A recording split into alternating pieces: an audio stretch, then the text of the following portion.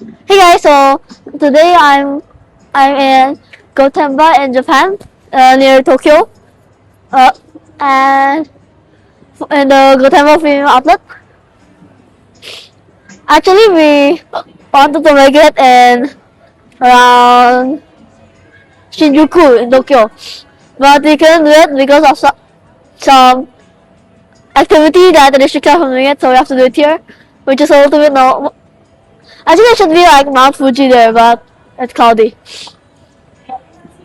Alright, so today it's actually gonna be a special episode of philosophy now because like I'm traveling somewhere else, so like why not you make like a philosophy now in the process? But I better stop first. So this episode will be this special episode uh will be about the philosophy of Japan, the Japanese philosophers. So actually, when you think of philosophy, you don't think of Japan as first. You might think of like ancient Greece or like Western Europe or Germany or maybe even China. It's more at least in the view of philosophy more like philosophical. But there are some philosophers and philosophies attributed to Japan.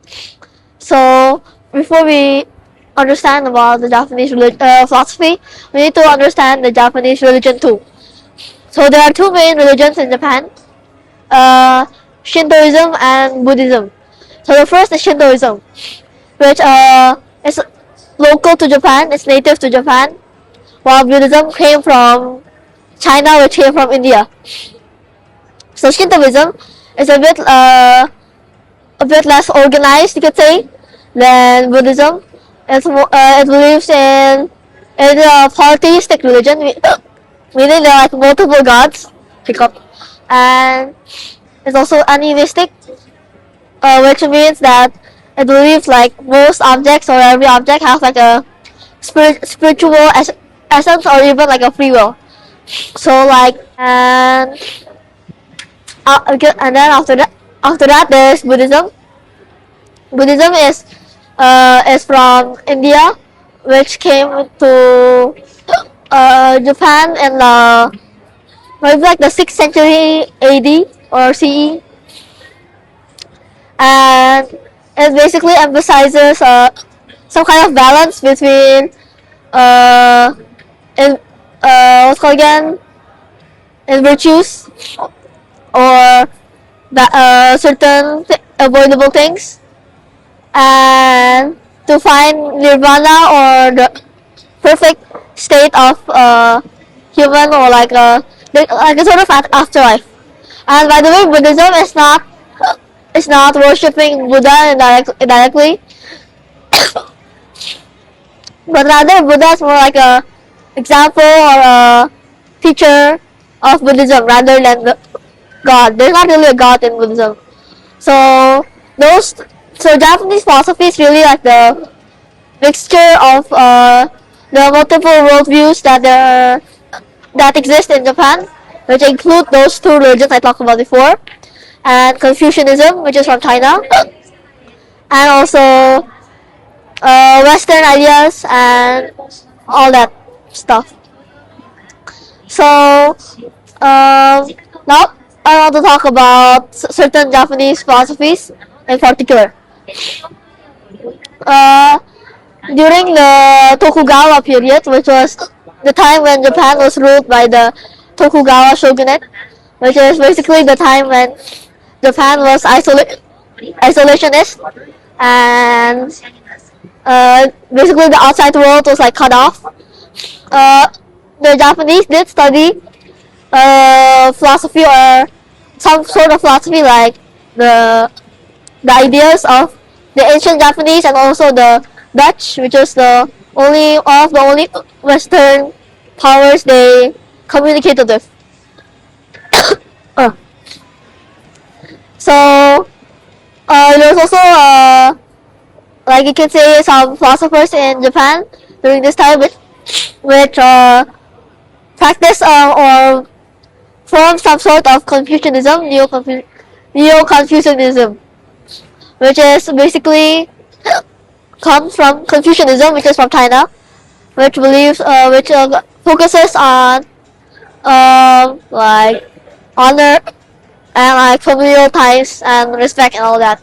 So Neo-Confucianism is basically like the revival of Confucianism and trying to like replicate that belief.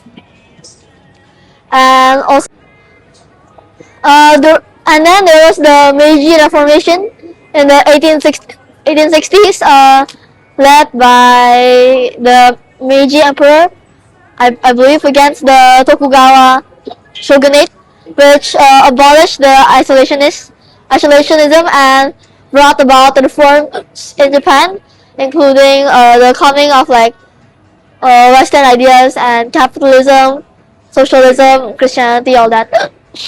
And then there was a philosopher called Fukuzawa Yukichi, who believed he's the person that shows up in the 10,000 yen bill, and he was the one who thought that firstly something called social Darwinism, which basically believes that a nation requires a military to survive. The second is that he believes that all people were created or born equal. But third, he believes that social status should be determined on education and capability.